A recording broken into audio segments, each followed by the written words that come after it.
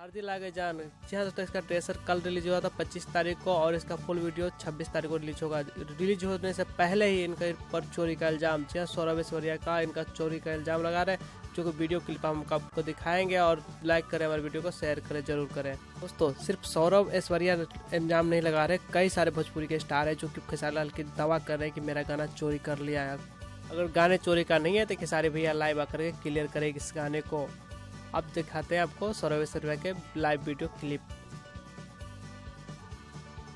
गाना आ गया बा हरदिया लागे जान के अब जी उनकर सपोर्टर यादव जी लोग बा मुँह में घुसा के घुसवा ले बा काहे नहीं बोलत कि काहे चोरी करके बार बार गाना गावत रहन। हम तो बोलो नहीं तो कहला कि खाली यादव जी लोग के टारगेट कर ले भाई, हमरा यादव से कोई दुश्मनी नहीं थे। अगर गाना सेम हो गई तो फिर उनकर माई बहन हुई आ सब लोग के हुई छोड़ाइए। नमस्ते प्रणाम आप सब भाई के। हमारी वीडियो के ज़्यादा से ज़्यादा शेयर करें, काहे कि कुछ लोग जातिवाद ला मरेला। हमारा अंदर वो सोच नहीं गया, हमें केवल बात जाना नहीं कि इंसान से बड़ा जात कुछ ना होकेला, लेकिन कुछ लोग जातिवाद से चल रहा बा, जातिवाद से ढुआ रहा बा। तो एगो गाना के अभी टीजर छूटल है, देख ले ओखिन कि हरदिया ना लगी। देख हम अपने को बताओ तनी गाना के का नाम बा। तो गाना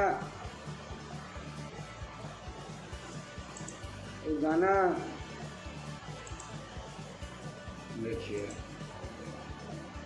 हरदिया लागे जान के एगो गाना छूटल है। तब जितना जी उनकर सपोर्टर जादू जी लोग बा जो कहलन कि हाँ खेसारी लाल को बोल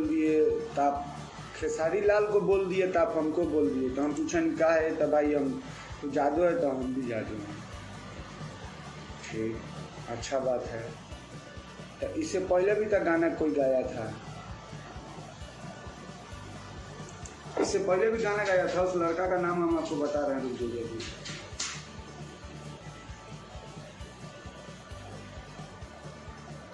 तो जानबे करला जब गाई तो छोट मोट लड़का के गाना कहाँ चल जाए।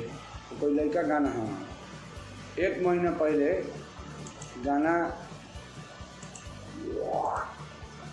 एगो बा, वो गाना के नाम बा मैथिली।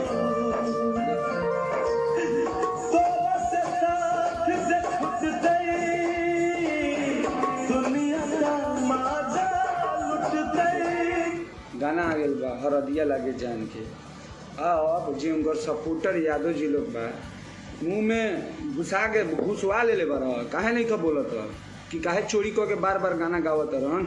हम तो बोलो नहीं तो कहला कि खाली यादव जी लोग के टारगेट कर ले भाई, हमरा यादव से कोई दुश्मनी नहीं थे।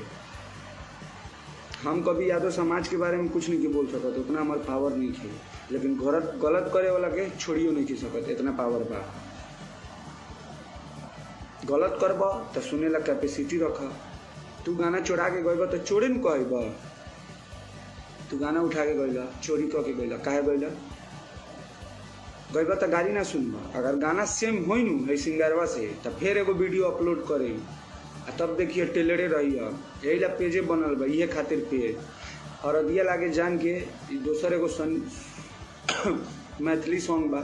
एकरा उठा के गइले बारन कि ना तभी हम जानत नहीं, लेकिन टाइटल सेम बा।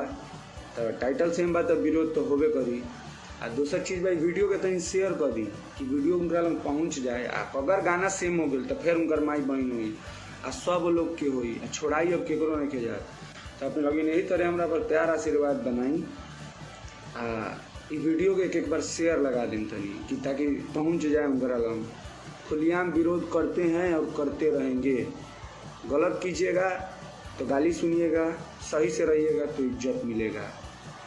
बात है जो एकदम कट टू कट साफ, जो भी बात बोलेंगे सही बोलेंगे। अगर आप लोग को अच्छा लगा मेरा बात तो आप लोग इसको शेयर कीजिए। गलत करने वाले का हम विरोध कर रहे हैं, आप लोग सपोर्ट कर रहे हैं मेरा, शेयर कीजिए इस वीडियो को। Love you.